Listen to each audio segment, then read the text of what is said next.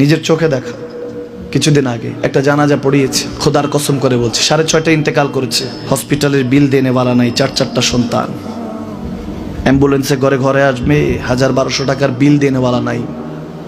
কি বুঝলেন? ক্ষণস্থায়ী দুনিয়া।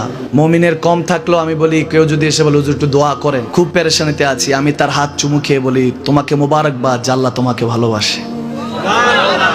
পেরেশানি তো মালিক দেয়, এই জন্য এটা রহমত মুমিনের জন্য। পেরেশানি দেয় যখন ফেরেশতারা বলে আল্লাহ চাইতেছে চাইতেছে, টাকা পয়সা চাইতেছে, বলে এটা কি? বলে ফাসেক, দে বিদায় কর, বিদায় কর। তার চাওয়া আছে, বিরক্ত লাগে, বিদায় কর, কি লাগে দে। আল্লাহ 10 কোটি দিয়েছে, 100 কোটি দে, বিদায় কর।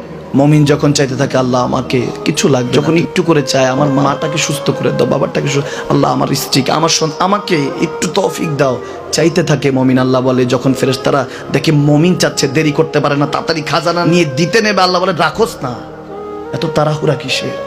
তার চাওয়ার মধ্যে তো প্রেম আছে, একটু চাইতে দেস না। থাকুক না মুমিন আর একটু পেরেশান, থাকুক না, থাকতে দেস না, একটু থাক, একটু থাক। পেরেশানিতে রেখে আল্লাহ মজা নেয়, মহব্বত নেয়, মুমিনের অন্তর থেকে খুশবু নেয়। আল্লাহর বড় মায়া, মুমিন যখন চায় আল্লাহ তখন মায়ার নজর নিয়ে তাকায়, হায় হায় আমার বান্দা, সুবহানাল্লাহ।